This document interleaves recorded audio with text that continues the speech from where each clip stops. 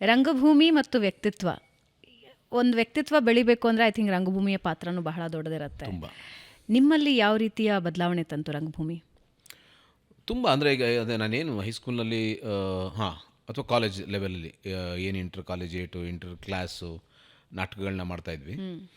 ಅದೆಲ್ಲವೂ ಬಾಲಿಶ ಅನ್ಸೋಕ್ಕೆ ಶುರು ಆಯಿತು. ಒಂದು ಸತಿ ನಾವು ಈ ನಟರಂಗ ಅಂತ ಒಂದು ಅಮೆಚೂರ್ ಥಿಯೇಟ್ರ್ ಗ್ರೂಪ್ಗೆ ನಾವು ಯಾವಾಗ ಸೇರ್ಕೊಂಡ್ವಿ, ಅಲ್ಲಿನ ನಟನೆ ಇರ್ಬೋದು, ಅಲ್ಲಿನ ತಾಲೀಮ್ ಇರ್ಬೋದು, ಆ ಸೀರಿಯಸ್ನೆಸ್ ಇರ್ಬೋದು, ಅಲ್ಲಿ ನಮಗೆ ನಿಜವಾದ ಅಂದರೆ ಒಬ್ಬ ಆ್ಯಕ್ಟ್ರ್ ಆದರೆ ಇಷ್ಟು ಡೆಡಿಕೇಟೆಡ್ ಆಗಿರಬೇಕು, ಇಷ್ಟು ಚೆನ್ನಾಗಿ ಮಾತಾಡಬೇಕು, ಇಷ್ಟು ಸ್ಪಷ್ಟವಾಗಿ ಕನ್ನಡ ಬರಬೇಕು, ಹೀಗೆ ನಿಂತ್ಕೋಬೇಕು, ಹೀಗೆ ನಿಂತ್ಕೋಬಾರ್ದು. ಅಂದರೆ ಕಾಲೇಜಲ್ಲಿದ್ದಾಗ ಅದು ಯಾವುದೂ ಮಾಡ್ತಾಯಿರಲಿಲ್ಲ ಅಂತಲ್ಲ, ಅದೊಂದು ಇನ್ನೋಸೆನ್ಸಲ್ಲಿ ಏನೋ ಮಾಡ್ತಾಯಿದ್ವಿ. ಅಂದರೆ ಇದೊಂದು ಒಳ್ಳೆ ನಾಟಕ, ಇದೊಂದು ಒಳ್ಳೆ ಪಾತ್ರ, ಅದೊಂದು ಮಾತು ಕಲಿಬೇಕು, ಮಾತು ಹೇಳಬೇಕು, ಈ ಥರದಷ್ಟೇ. ಯಾಕಂದರೆ ನಾನು ಯಾವುದನ್ನು ಇದಾಗಿ ಕಲ್ತಿಲ್ಲ, ಯಾವುದೋ ಒಂದು ನೀನಾಸಂಗೋ ಅಥವಾ ರಂಗಾಯಣಕ್ಕೋ ಹೋಗಿ ಕಲ್ತಿದ್ದಲ್ಲ ಆ್ಯಕ್ಟಿಂಗ್ ಅನ್ನೋದನ್ನು, ಅಥವಾ ಏನೇನೋ